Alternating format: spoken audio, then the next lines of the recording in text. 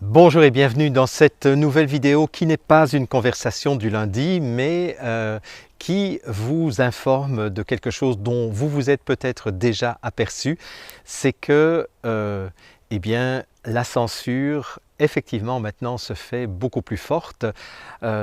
Tous ceux qui doutaient de ma bonne foi depuis plusieurs mois où je vous disais que tôt ou tard mes vidéos seraient censurées et qui m'ont même soupçonné d'utiliser ce stratagème pour attirer vers moi, vers ma chaîne privée des gogos que j'allais faire payer par la suite, eh bien j'espère que vous retirerez vos remarques puisque effectivement je vous confirme que depuis ce vendredi 24 avril, la vidéo numéro 33 qui avait été déjà vue plus de 850 000 fois rien que sur ma chaîne YouTube et plus de 2 millions de fois grâce à votre collaboration puisque vous êtes nombreux à avoir téléchargé cette vidéo 33 sur le dossier dont je vous avais donné les coordonnées et vous aviez republié.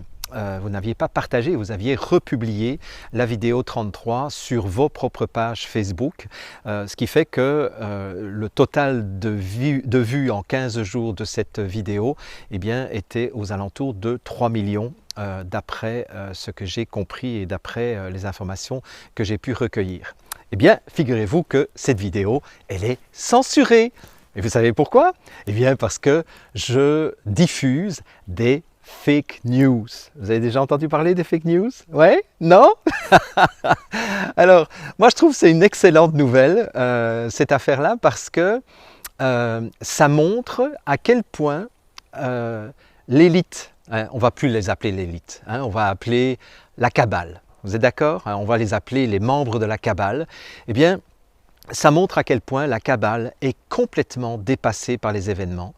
Vous êtes absolument extraordinaire parce que plus le confinement avance, plus vous êtes nombreux à faire des recherches, plus vous êtes nombreux à montrer toutes les incohérences dont les gouvernements font preuve dans la gestion de cette pseudo-pandémie, et plus les gens d'en face, donc les gens de la cabale, sont complètement démunis face à la vérité qui sort de toutes parts. Et ce que je trouve extraordinaire, c'est qu'il y a de plus en plus de médecins qui ont décidé de parler, de sortir de l'omerta. Parce que, vous le savez, les médecins habituellement sont extrêmement contrôlés et extrêmement menacés par leurs ordres professionnels.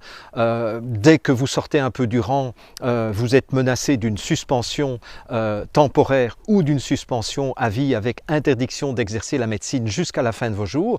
Donc c'est clair que jusqu'à présent, j'ai rarement vu des médecins avoir le courage de s'opposer à leur propre hiérarchie, c'est-à-dire à l'ordre des médecins, le collège des médecins. J'ai vu très peu de médecins oser remettre en question des directives qui viennent de l'OMS ou qui viennent des gouvernements. Et là, ça n'arrête pas. De jour en jour, il y a de plus en plus de médecins qui se lèvent et qui disent « maintenant, ça suffit ». Les injonctions qu'on nous donne, les ordres qu'on nous donne, les interdictions qu'on nous fait, sont en train de tuer des gens par centaines et par milliers.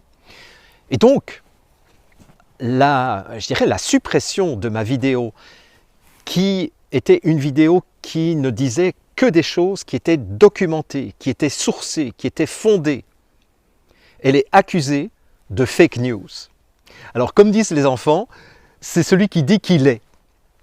Et effectivement, c'est assez drôle de voir, et c'est pour ça que j'ai été en silence cette semaine, parce que j'ai vu les critiques entrer de jour en jour de plus en plus virulentes à mon égard, et je me demandais jusqu'où ça allait aller. Et donc maintenant on le sait, c'est la première vidéo est supprimée, et si je récidive, on me menace carrément de supprimer ma chaîne YouTube purement et simplement, alors que la chaîne, bon là je vous dis de mémoire, mais a plus de 140 000 abonnés.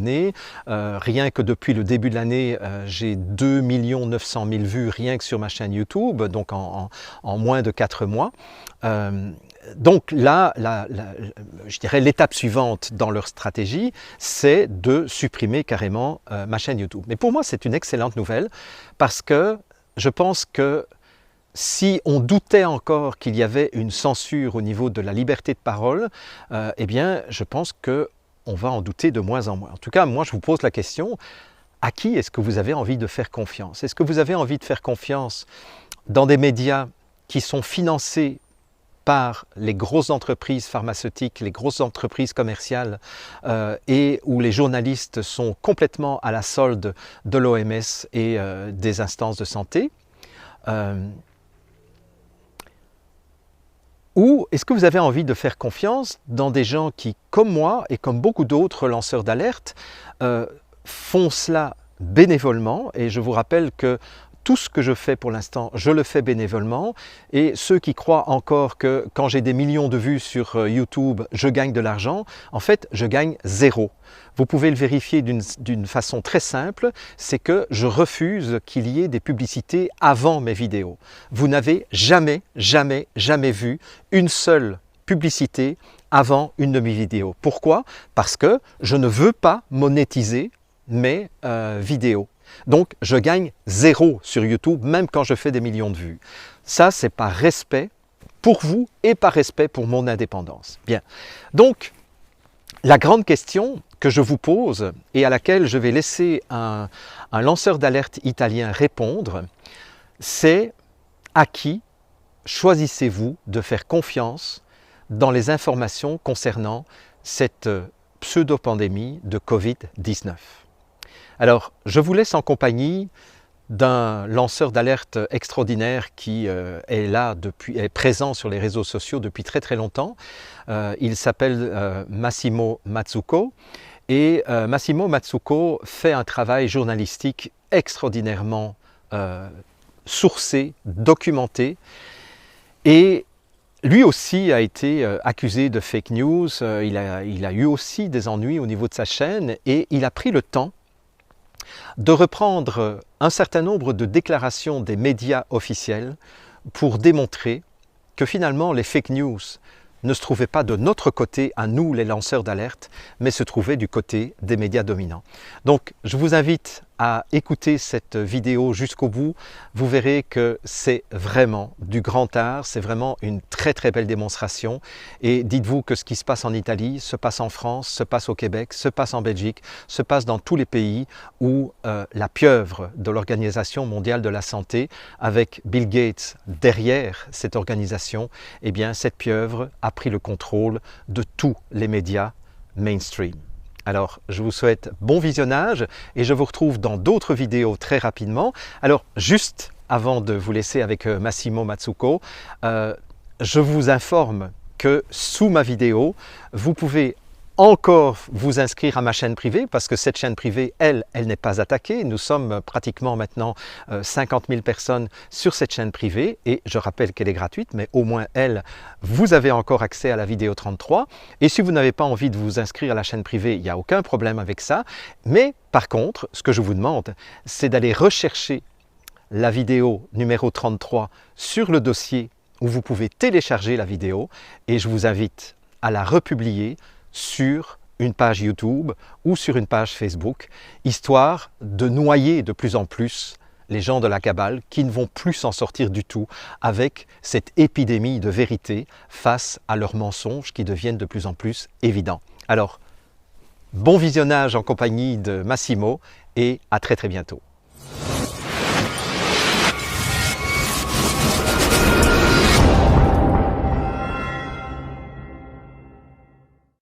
Bonjour.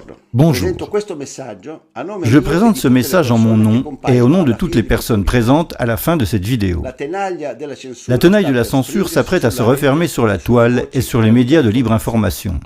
Elle ne s'est pas encore déployée dans toute sa virulence, mais les signaux sont déjà tous là. Cette envie de censure s'articule sur deux fronts distincts et bien précis. La première branche de la tenaille est la légitimation du soi-disant journalisme des professionnels, autrement dit l'information mainstream, unique source fiable pour obtenir des informations valides. La deuxième branche de la tenaille est la délégitimation égale mais contraire des voies de la libre information. Avant toute chose, mettons-nous d'accord sur l'utilisation des termes. Je parle de libre information, qui est un terme beaucoup plus large que contre-information, car en réalité, nous sommes libres. En pratique, nous vivons uniquement des abonnements et des donations, et nous ne devons rendre de compte à personne de ce que nous faisons, si ce n'est à notre public qui nous soutient. Les grandes télévisions, à l'inverse, ne sont pas libres, car pour vivre, elles ont besoin de sponsors publicitaires. Sans sponsors, elles meurent. Et si un certain thème ne plaît pas à un sponsor, il n'apparaît tout simplement pas à la télévision. Sur les télévisions nationales, vous ne verrez par exemple jamais de discussion approfondie et sérieuse sur la sûreté des vaccins, car parmi les principaux sponsors des télévisions se trouvent les compagnies pharmaceutiques, et cela ne plaît pas du tout aux compagnies pharmaceutiques de voir remise en cause la sûreté des vaccins. Voilà pourquoi chez Fazio, vous verrez toujours Burioni qui prêche à sens unique et vous ne verrez jamais face à lui de contradicteurs sérieux. Pas plus que vous ne verrez à la télévision de discussions sérieuses sur l'éventuelle nocivité de la 5G.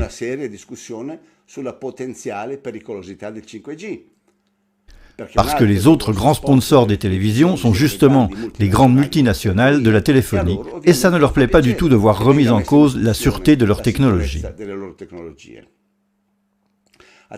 Attention, je ne suis pas en train de dire que les vaccins ne sont pas sûrs ou que la 5G est à coup sûr nocive pour la santé. Je dis seulement que de vraies discussions approfondies avec un vrai contradicteur sur ces sujets-là, qui sont si importants pour notre santé, vous n'en verrez jamais à la télévision. Simplement parce que les télévisions ne sont pas libres. Elles sont contrôlées par des sponsors qui paient leurs salaires et leurs coûts de production.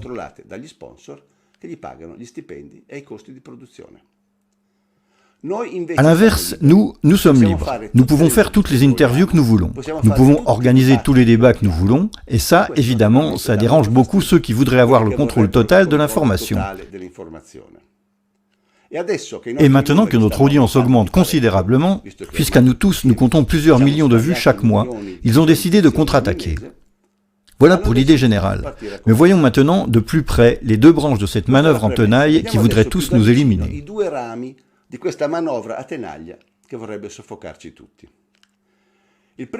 La première branche, comme je le disais, est celle de l'auto-légitimation. Nous, médias mainstream, sommes les seuls auxquels vous pouvez vous fier. Qui le dit? Nous, les médias mainstream, nous le disons nous-mêmes. Autoréférencement, évidemment. Regardez cette vidéo qui a été diffusée récemment par les chaînes de Mediaset. Oggi più che mai l'informazione influenza la nostra vita e la nostra sicurezza.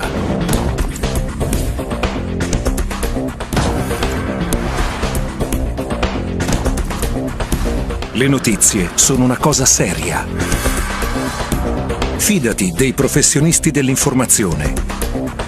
Scegli gli editori responsabili, gli editori veri. Scegli la serietà. Scegli gli editori responsabili. Choisis des éditeurs responsables. Choisis le sérieux. Voilà qui ils sont. Les éditeurs responsables, ce sont eux. La RAI, Mediaset, LA7 et tous les quotidiens les plus importants. Dommage que quand on creuse un peu, les premiers à raconter des fake news, c'est justement eux. Prenons quelques exemples. Un classique désormais passé à la postérité remonte à 2014. La ministre de la Santé, Madame Lorenzin, est invitée sur le plateau de Bruno Vespa et lance une véritable opération de terrorisme médiatique décrivant une terrible épidémie de rougeole qui serait survenue à Londres l'année précédente. Ricordo che solo di morbillo a Londra, cioè in Inghilterra, lo scorso anno sono morti 270 bambini per un'epidemia di morbillo molto grave. Par la suite, quelqu'un est allé vérifier sur le site du gouvernement anglais et a découvert que l'année précédente, c'est-à-dire en 2013, il y avait eu un seul mort de rougeole, un adulte d'ailleurs de 25 ans, qui est mort de complications pulmonaires. La rédaction de l'émission a été inondée d'emails de protestation. J'en ai moi-même écrit un, demandant la correction immédiate de la fake news. Mais il ne s'est rien passé. Aucune correction n'est arrivée du présentateur Bruno Vespa. Pourtant, le code déontologique du journalisme stipule clairement que le journaliste corrige sans retard les erreurs et inexactitudes. L'année suivante, Madame Lorenzin réitère le même mensonge dans l'émission Piazza Pulita de Corrado Formigli. Di morbillo si muore in Europa, c'è stata una crisi, un'epidemia di morbillo a Londra, lo scorso anno sono morti più di 200 bambini. Nouvelle vérification, mort de rougeole en Angleterre en 2014, l'année précédente donc, 0. Nouvelle avalanche de mails de protestation, dont les miens, avec des demandes répétées de correction, et de nouveau, aucune rectification de la part de Formili. Pourtant, il n'y a pas que le code déontologique, il y a aussi le texte unique sur les devoirs du journaliste qui rappelle que les informations qui s'avèrent inexactes doivent être corrigées et les erreurs réparées. Mais rien, aucune correction. Le mensonge passe tranquillement sur les médias mainstream, il est répété et s'imprime dans l'esprit des téléspectateurs. Et ceux qui se sont rendus responsables de propagande ne la corrigent pas, tout en sachant pertinemment que c'est un fake. Ils le savent parce que nous les en avons informés. Autre exemple, Giovanna Botteri, envoyée spéciale à New York, déforme de manière flagrante les propos de Rex Tillerson, futur secrétaire d'État américain, afin de le faire passer pour un ami de Poutine qui excuserait en quelque sorte ses supposés crimes de guerre en Syrie. Supposé par Marco Rubio qui l'interviewe. Con la tensione alle stelle, al congresso il suo futuro segretario di Stato Rex Tillerson, che della Russia è notoriamente un amico, prende le distanze da Mosca, ma non da Putin. Alla domanda del repubblicano Rubio se lo considera un criminale di guerra, risponde no. J'étais très étonné de cette réponse de la part de Tillerson. Alors je suis allé chercher la version originale de l'échange avec Marco Rubio, et j'ai découvert que la réponse de Tillerson avait été complètement déformée par Giovanna Botteri.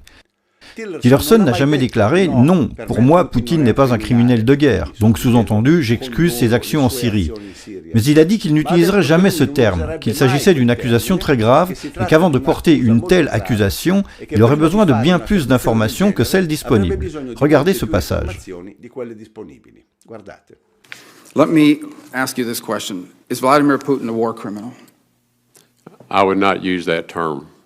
Now, those are very, very serious charges to make, and I would want to have much more information before reaching a conclusion. Maintenant, c'est un fait extrêmement grave pour une journaliste de la RAI de déformer ainsi les propos du ministre américain des Affaires étrangères. Dans ce cas aussi, j'avais écrit à la rédaction du journal TV en demandant une rectification. Mais comme dans les autres cas, il n'y a eu aucune correction. Autre exemple, Enrico Mentana. D'abord, il déclare soutenir la position du CIFAP, les débunkers italiens, sur le 11 septembre, c'est-à-dire pratiquement la version officielle du gouvernement américain sur le 11 septembre.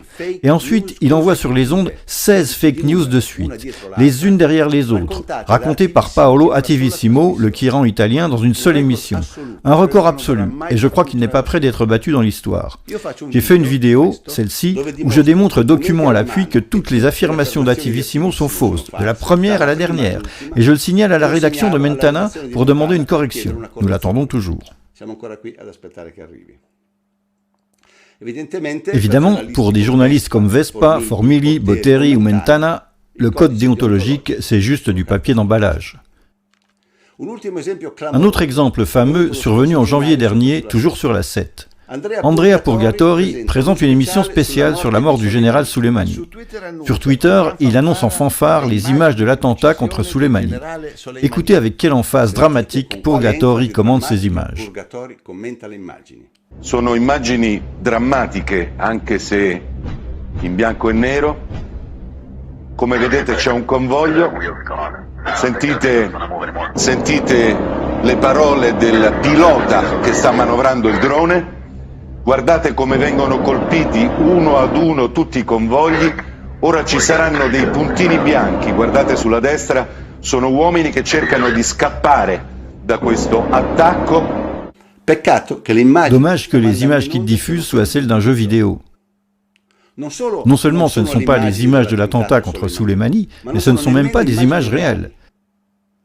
Pris sur le fait, non seulement Purgatori se refuse à corriger l'erreur, mais il en remet une couche. Titillé sur Twitter par Paolo Attivissimo lui-même, Purgatori répond « Bien sûr, c'est un vidéogame, je le savais, mais il représente techniquement une parfaite démonstration de la façon dont un drone frappe. » Dommage que lui-même, dans une émission, nous assure qu'il ne s'agit pas d'un jeu vidéo. Regardez. Vi faccio subito vedere una cosa. ed è una cosa che somiglia molto a un videogioco, ma non è un videogioco. Quindi cosa fa Purgatori? Et donc, que fait Purgatori? Il nous resserre un fake et dans le même temps, il nous assure que ce n'est pas un fake. Il nous ment en sachant qu'il est en train de mentir. Ceci est un cas tellement pervers que je ne pense pas qu'il soit même évoqué dans le fameux code déontologique des journalistes. Ce seraient donc les Bruno Vespa, Formigli, Botteri, Mentana, Purgatori, les vrais professionnels de l'information auxquels nous devrions nous fier les yeux fermés. Comme disait Antonio Razzi, je ne crois pas.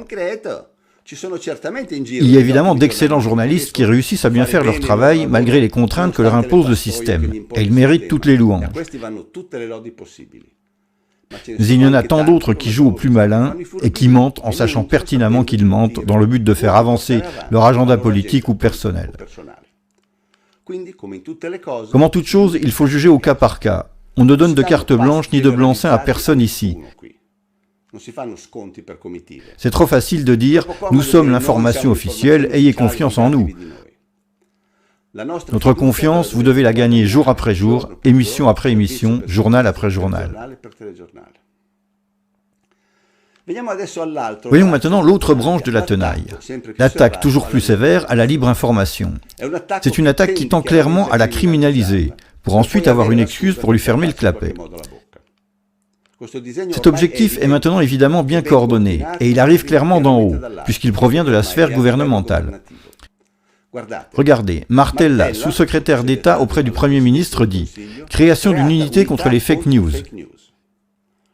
Naturellement, dans l'intervalle, en utilisant l'excuse du coronavirus, on s'arroge le droit de décider ce qui est vrai et ce qui est faux. Et une fois le principe établi, il sera très facile de l'utiliser là où ça les arrange. On a même vu Purgatori en personne, il y a quelques jours, consacrer une émission entière, Atlantide, aux fake news, avec le titre « Fake Room », la fabrique des mensonges. En pratique, ceux-là même qui nous en arrosent abondamment sont ceux qui affirment vouloir les démasquer. Fantastique, non? Une véritable inversion des rôles dans la logique orwellienne classique. En tout cas, moi, face à un titre aussi prometteur que « La fabrique des fake news », je me suis confortablement assis dans mon fauteuil et j'ai regardé attentivement. Et qu'est-ce que j'ai vu? Le vide le plus absolu. Purgatori a fait son habituel minestrone de choses qui n'ont rien à voir entre elles, mélangeant l'invasion des Martiens d'Orson Welles, l'histoire du faux alien de Roswell, les missions lunaires, la mort de Paul McCartney, l'enlèvement d'Aldo Moro, le 11 septembre, la fiole de Colin Powell, la fuite d'Hitler en Amérique du Sud, Elvis Presley vivant, il manquait juste la Terre plate et le menu était complet. Au passage, je remercie Purgatori d'avoir inséré un extrait d'une de mes vidéos, donnant ainsi un peu de visibilité à ma chaîne. Merci. Bien, après tout ce minestrone, me suis-je dit, voyons un peu ce que fera notre héros, vu que l'émission s'appelle « La fabrique des fake news ». Voyons un peu comment on fabrique ces fake news. En fait, rien. Après le minestrone, Purgatori a interviewé ce qui pour lui était un épidémiologiste. Enrico Bucci, epidemiologo della Temple University di Philadelphia, buonasera.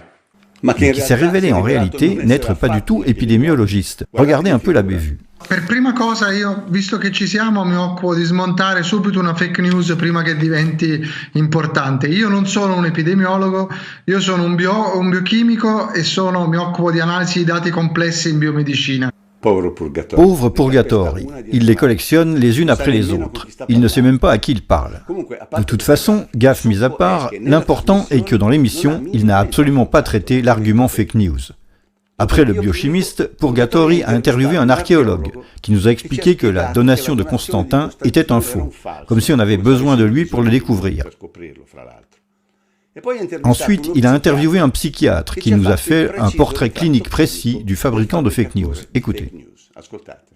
Il fabricatore di fake news è uno che si mette lì alle 11 di sera e ne inventa una. Non so, se ne inventa uno con tutto il rispetto, magari fa un lavoro qualsiasi. Le fabricant de fake news, c'est un gars qui se met à 11h du soir et qui en invente une.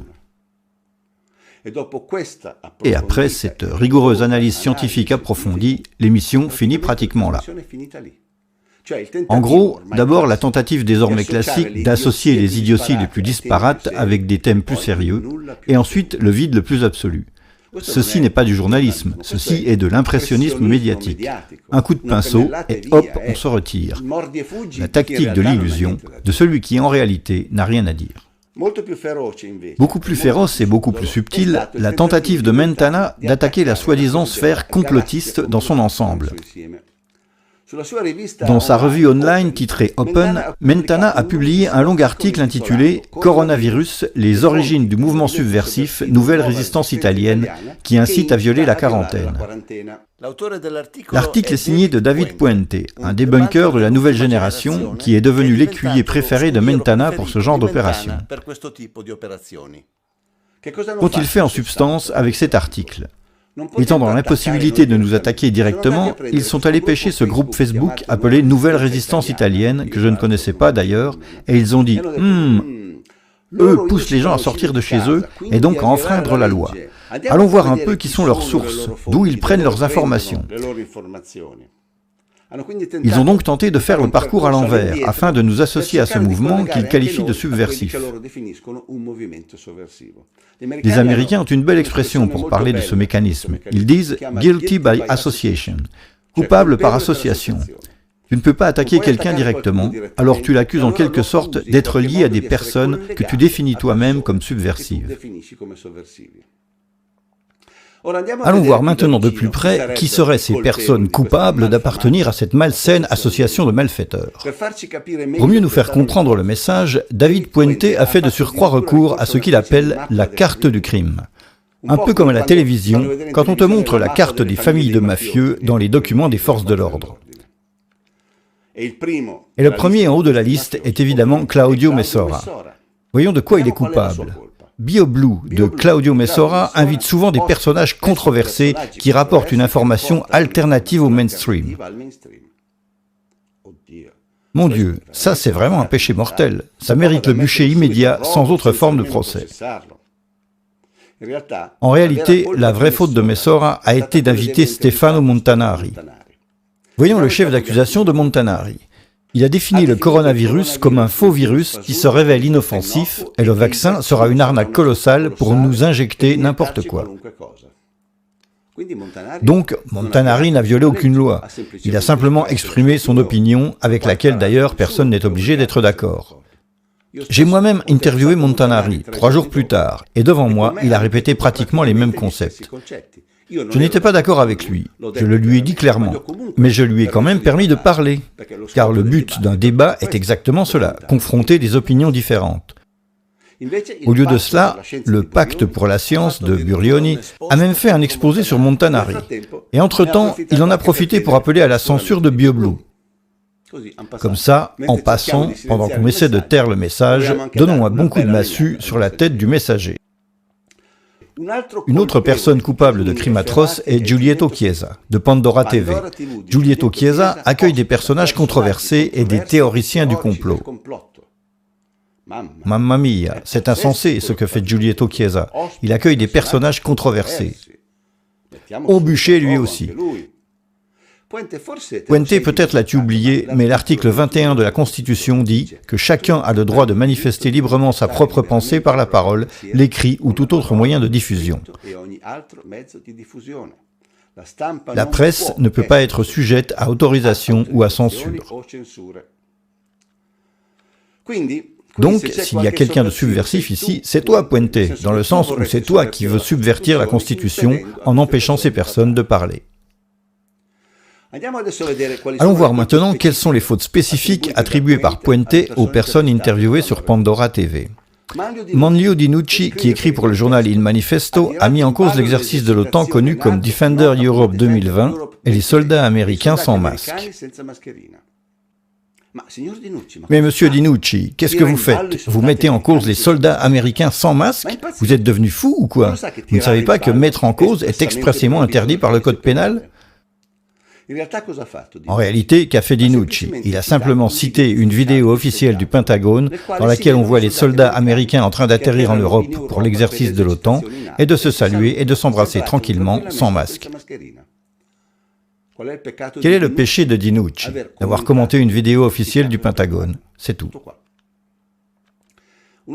Un autre criminel, interviewé par Pandora TV, est Maurizio Martucci, gérant du site oasisana.com et auteur sur le site Il Fatto Quotidiano. Il pose la théorie du rapport entre la 5G et le nouveau coronavirus. Mon Dieu, Martucci s'est permis de proposer une théorie. Quelle hérésie! Pensez un peu, nous ne savons pratiquement rien de la 5G parce que personne ne nous dit rien, on en sait encore moins sur le coronavirus, mais David Puente a déjà compris qu'il n'y avait aucune corrélation entre les deux choses, et donc il se permet de mettre à l'index qui le suggère. Mais même au temps de l'Inquisition, il ne travaillait pas comme ça. Au moins, les inquisiteurs avaient une base théorique. Et encore, Marcello Pamio, gérant du site disinformazione.it, est un défenseur de la médecine traditionnelle chinoise. Quelle horreur! La médecine traditionnelle chinoise. Ça fait 4000 ans qu'elle nous enseigne comment nous soigner de façon naturelle et holistique, mais on ne peut pas la défendre. Serait-ce parce qu'elle ne vend pas des produits de Big Pharma? Est-ce pour cela que la médecine chinoise ne plaît pas à Puente? Et encore, d'après Pamio, la peur abaisse les défenses immunitaires. Non, Puente, ce n'est pas d'après Pamio, c'est d'après tout le monde. Même les arbres le savent que la peur abaisse les défenses immunitaires. C'est même écrit par les agences de presse. Stress, peur et angoisse abaissent les défenses immunitaire. Mais cela, Pamio n'a pas le droit de le dire, parce que Don Rodrigo Puente de Torquemada a décidé qu'on ne peut pas. Francesco Oliviero, médecin inscrit à l'ordre qui suit la médecine traditionnelle chinoise et l'homéopathie, soutient que le virus ne se combat pas en restant à la maison. Vincenzo Danna, sénateur et président de l'ordre des biologistes, soutient que le Covid-19 est une sorte de grosse grippe et que c'est en fait une grande manœuvre politique. Encore une fois, Puente, ce sont des opinions. Il est écrit « soutien ». Elles sont donc discutables autant que tu veux. Mais elles sont parfaitement légitimes. Article 21 de la Constitution. Ce n'est pas si difficile à se rappeler. Et c'est encore un peu. Il y a aussi une petite place pour moi sur la carte du crime.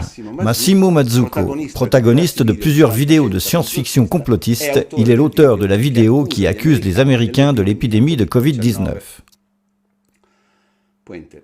Puente, en ce qui concerne la science-fiction complotiste, je te signale que mon film 11 septembre, le nouveau Pearl Harbor, est sorti il y a déjà 7 ans, et qu'on attend toujours celui qui le débunkera. Jusqu'à présent, personne ne s'y est essayé, et tes amis débunkers se tiennent à bonne distance. Mais si tu veux te confronter avec moi sur le 11 septembre, je suis à ta disposition. Comme ça, on verra qui de nous deux fait de la science-fiction. Et puis allez, Puente. Mazzucco, l'auteur de la vidéo qui accuse les Américains de l'épidémie de Covid-19. Moi, je n'ai jamais accusé personne, je ne suis pas si stupide. Dans ma fameuse vidéo « La chauve-souris », je mets simplement bout à bout les éléments en faveur de cette théorie, qui d'ailleurs a été suggérée par le gouvernement chinois lui-même. Mais je dis bien à la fin que je ne peux pas en être sûr. Écoute bien ce que je dis en conclusion de la vidéo. Ora, io non posso sostenere che sia questa per forza la spiegazione di tutto quello che sta succedendo. Io ho solo messo in fila una serie di elementi che portano ad una conclusione sensata. Se ce ne sono altre, cari giornalisti, ben vengano, fatevi avanti. Quindi vedi, Puente, tu vois, Puente, tu racontes des mensonges dans ton article. Je n'ai jamais accusé personne. Tu déformes les phrases des autres et tu publies des fake news alors que tu dis vouloir les combattre. En résumé, nous avons ici un article tout entier basé sur le vide le plus absolu. Où est-il tout ce complotisme subversif? Nulle part, il n'y a rien, juste des mots vides de sens, un souffle de vent. Comme je le disais, cet article est un peu comme un cadre impressionniste, comme du pointillisme. Vu de loin, il semble donner l'impression de quelque chose, et quand on se rapproche, on s'aperçoit que ce sont juste des points colorés. Tu vois de loin cette carte des présumés criminels, puis tu te rapproches, et tu t'aperçois que ce sont simplement des personnes normales qui essaient juste de faire leur travail le mieux possible et qui n'ont jamais enfreint la loi. Avec cependant une petite différence. Les cadres impressionnistes te laissent quand même dans l'air une sensation de légèreté et de joie esthétique, alors que ton article, cher Puente, laisse dans l'air une odeur pestilentielle. l'odeur de la diffamation, l'odeur du mauvais journalisme, l'odeur de la censure déguisée en fausse enquête sociale. À ce point, on pourrait se dire, ok, ce n'est pas grave, Puente est un mauvais journaliste, il y en a tellement d'autres, un de plus ou de moins, ça ne fait pas une grosse différence, n'est-ce pas? Et non, ce n'est pas si simple, car notre cher David Puente, l'auteur de ce torchon, est l'un des fers de lance de la task force gouvernementale contre les fake news. Vous avez compris à quel genre de personnes nous avons affaire. Ce sont ces personnes qui s'arrogent le droit de décider de ce qui est vrai et de ce qui ne l'est pas, et qui voudraient même le faire au niveau gouvernemental. En conclusion, nous sommes sur le point de sortir du tunnel du coronavirus, et on s'apprête à rentrer dans une période extrêmement difficile, je dirais même cruciale pour nos libertés. Une fois cette pandémie terminée, ils chercheront par tous les moyens à profiter de notre faiblesse, aussi bien mentale qu'économique, pour essayer de rendre permanentes certaines mesures qu'ils nous auront présentées comme temporaires, et surtout pour tenter d'en introduire de nouvelles. Ne soyez pas surpris si à l'automne, pour aller voir un match ou pour assister à un concert, il faudra au préalable avoir fait toute une série de vaccins obligatoires. Sinon, vous rentrerez gentiment chez vous, voir le match à la télévision ou écouter le concert sur un téléphone. Car c'est ça la première chose que les compagnies pharmaceutiques essaieront d'obtenir après toute cette histoire de coronavirus. Ils essaieront de faire admettre les vaccinations de masse jusqu'à les rendre obligatoires pour tous. Vous pensez que je suis paranoïaque? Regardez ça. Zingaretti, vaccin obligatoire dans le Lazio pour 2,5 millions de personnes. Nous sommes en train d'évaluer la possibilité dans le Lazio de rendre obligatoire le vaccin contre la grippe pour tous les plus de 65 ans et pour tous ceux qui travaillent dans la santé et dans les catégories de métiers plus exposés et d'activités essentielles. Et donc, comme les activités essentielles, ce sont eux qui en décident, beaucoup de gens devront se faire vacciner s'ils veulent aller travailler. C'est à cela que veulent arriver les compagnies pharmaceutiques. Cette affaire de coronavirus est pour eux une occasion en or, quasi impossible à répéter. Et naturellement, ils utiliseront la télévision qu'ils financent abondamment pour nous marteler la cervelle de façon à arriver à tous nous vacciner, obligatoirement, pour n'importe quoi. Au mépris de la Constitution qui dit que personne ne peut être obligé à suivre un quelconque traitement sanitaire, sinon par décret de loi. La loi ne peut en aucun cas violer les limites imposées par le respect de la personne humaine. En fait, les limites, ils ne se gêneront pas pour les violer, grâce à nos peurs et à notre état de confusion. Vous verrez, avec l'excuse du coronavirus, combien de limites ils chercheront à violer. Ils chercheront par exemple à introduire le traçage électronique de nos mouvements à l'aide de notre téléphone, exactement comme ils l'ont fait en Chine avec les habitants de Wuhan. Chaque petit point rouge représente un cas. Et dans une société chinoise où chacun est surveillé par ses achats, ses déplacements ou la reconnaissance faciale, impossible de passer inaperçu. C'est là, je clique. La personne qu'ils ont trouvé malade, qu'il est allé où? Un magasin de fruits, un petit bistrot. Chez nous, ils n'oseront jamais faire une chose de ce genre, me direz-vous. Coronavirus, application en vue sur base volontaire et anonyme. Le travail de la Task Force, instituée pour étudier l'utilisation d'une application qui permet le traçage des contacts pour éviter la diffusion du coronavirus, en est aux étapes finales. Naturellement, pour l'instant, ils te disent que c'est sur la base du volontariat et de l'anonymat. Et après, qu'est-ce qui se passe si un jour tu découvres que parce que tu n'es pas tracé, tu ne peux pas monter dans le bus, aller à la bibliothèque ou entrer dans un supermarché? Soit tu acceptes d'être tracé, soit tu restes à ranger ton frein à la maison et tu envoies ta cousine au supermarché. Donc oui, c'est sur une base volontaire, mais il faut voir à quel chantage seront soumis ceux qui ne veulent pas l'accepter. N'oubliez pas qu'une chose est volontaire si chacun peut vraiment choisir de l'accepter ou pas, sans condition. Autrement, ça s'appelle du chantage. Le pire, c'est qu'avec des médias mainstream, ils chercheront à faire passer ce fichage quasi policier comme une merveilleuse opportunité. Regardez. Ferrari utilise une appli de traçage pour ses employés. Dans la troisième phase, dit l'article, chaque collaborateur aura l'opportunité de se servir d'une appli avec le traçage des contacts. C'est un support médical sanitaire pour la surveillance de la symptomatologie du virus. L'opportunité. Vous verrez qu'il faudra leur dire merci à la fin, à ces anges protecteurs qui veulent nous suivre partout où l'on va. Naturellement, le plan est né de la collaboration avec une équipe de virologues, parmi lesquels le professeur Roberto Brioni, notre bienfaiteur universel. Mais ce n'est pas tout. Bientôt, avec l'excuse du coronavirus, ils trouveront le moyen de rentrer chez vous et d'emmener qui ils veulent. De nouveau, vous pensez que je suis paranoïaque et complotiste. Cet homme s'appelle Michael Ryan, directeur exécutif de l'Organisation mondiale de la santé, l'OMS. Écoutez bien ce qu'il a dit le 31 mars dernier lors d'une conférence de presse. Transmission has been taken off the streets and pushed back into family units. Now we need to go and look in families to find those people who may be sick and remove them and isolate them in a safe and dignified manner. Et c'est l'Organisation mondiale de la santé qui parle. Ce n'est pas le concierge de l'immeuble. Donc, avec l'excuse du virus, ils veulent pouvoir rentrer chez vous et prendre vos frères, vos parents ou vos enfants de manière sûre et digne, s'ils le jugent nécessaire. Ensuite, bonne chance chez le juge pour essayer de les récupérer. Naturellement, pour arriver à tout ceci, ils doivent auparavant faire taire au plus vite la libre information. Autrement, ils prennent le risque qu'il y ait trop de gens qui protestent et qui se posent des questions. Et ça ne va pas. Et soyons clairs, il ne s'agit pas seulement du front sanitaire. Après le coronavirus, profitant de la confusion, il y aura une tentative de redessiner de fond en comble la carte du pouvoir, naturellement en faveur de l'élite et aux dépens des simples citoyens. Sur tous les fronts. Ils installeront la 5G partout, sans aucun débat approfondi sur sa dangerosité et sans aucune garantie scientifique sur son innocuité. Et à nouveau, ils utiliseront les télévisions où ils inviteront leurs experts pour nous raconter qu'il n'y a aucun danger et que la 5G est une manne car elle aide les médecins à mieux communiquer entre eux.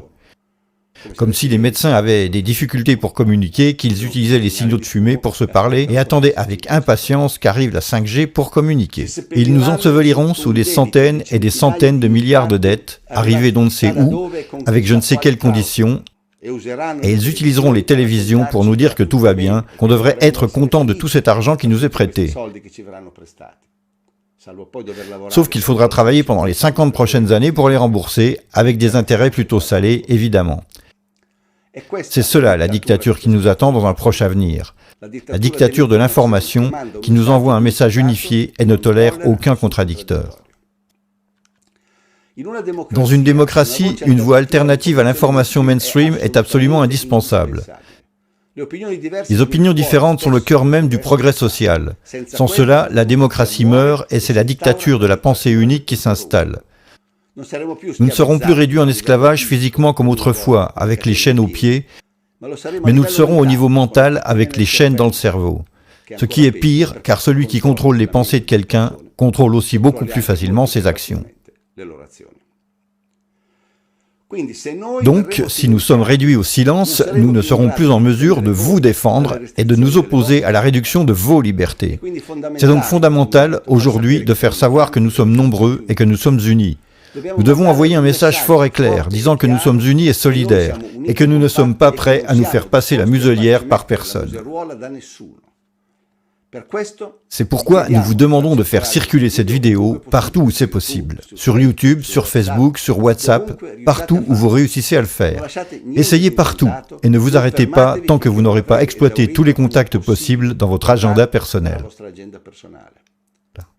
Sinon, bientôt, nous serons tous obligés de nous agenouiller sans broncher devant le ministère de la Vérité. Bonjour, je suis Silvano Trotta, dirigeant d'entreprise, lanceur d'alerte, chercheur de vérité, et je soutiens l'appel de Massimo Mazzucco. Sono Giulietto Chiesa, giornalista, scrittore. Approvo questo messaggio. Marco Tosatti, giornalista, approvo questo messaggio. Sono Fulvio Grimaldi, giornalista, scrittore, documentarista inviato di guerra. Aderisco al 100% all'appello nel video di Massimo Mazzucco. Sono Tiziana Alterio, giornalista e scrittrice, e approvo questo messaggio. Sono Ivan Catalano, ex deputato della Camera dei Deputati italiana, e sono d'accordo con i video di Massimo Mazzucco. Sono Fabio Frabetti, giornalista, direttore di Border Knights, e approvo questo messaggio.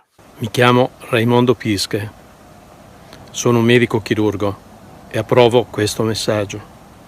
Sono Alessandra Devetag, avvocato del Foro di Trieste, e approvo questo messaggio. Sono Maurizio Blondei, giornalista, e sono d'accordo con l'appello di Mazzucco. Sono il dottor Stefano Scoglio, ricercatore scientifico, candidato al Premio Nobel della Medicina 2018, e approvo questo messaggio. Sono Margherita Furlan, vice direttrice di Pandora TV, e approvo questo messaggio. Sono Davide Barillari, consigliere regionale del Lazio, e approvo questo messaggio. Sono Patrizia Cecconi, scrittrice.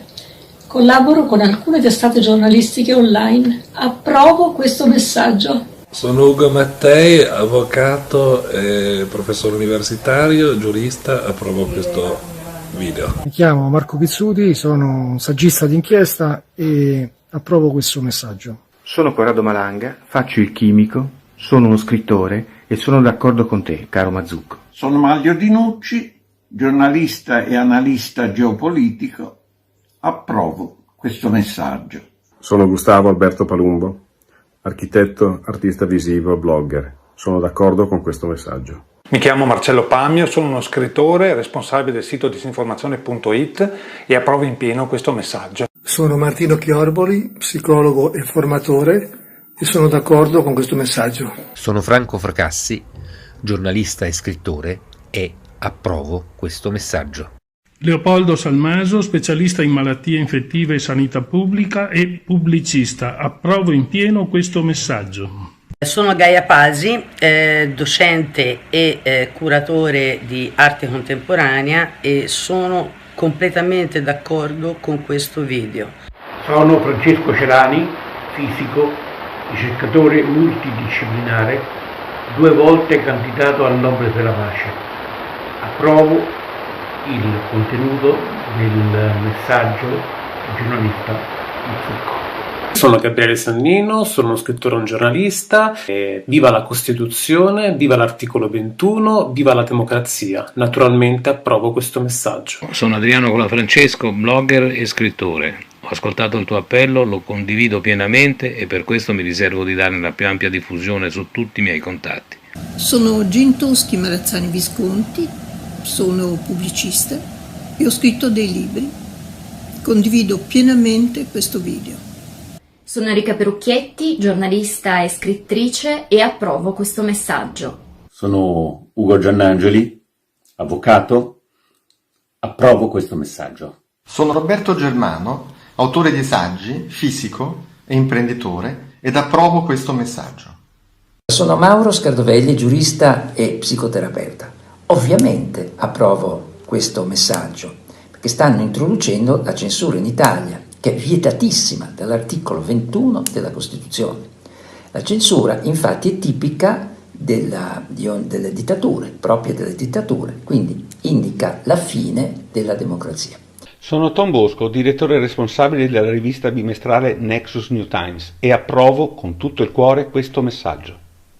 Sono Lara Innocenzi, docente di italiano e scrittrice, e sono d'accordo con il messaggio. Sono Roberto Quaglia, scrittore e ricercatore, e approvo questo messaggio. Sono Giuseppe Turrisi di Accademia della Libertà. A nome di tutto il gruppo condividiamo l'appello di questo video. Aderisco volentieri alla giusta iniziativa di Massimo Mazzucco e propongo dal canto mio una task force uguale e contraria a quella istituita dalla RAI per contrastare le fake news, tra virgolette, del sistema. Sono Claudio Messora di bioblue.com e sottoscrivo in pieno l'appello di Massimo Mazzucco, uomo misurato, uomo saggio, uomo socratico, è il Socrate dell'informazione indipendente. Lo sottoscrivo soprattutto nella parte in cui ribadisce l'importanza dell'informazione libera e indipendente in una democrazia, perché non è più il momento, dato l'accerchiamento in atto, di essere tenui, di essere cauti. È il momento di uscire allo scoperto e gridare forte che siamo liberi. Lo dice l'articolo 21, lo dice la Costituzione, e liberi vogliamo restare.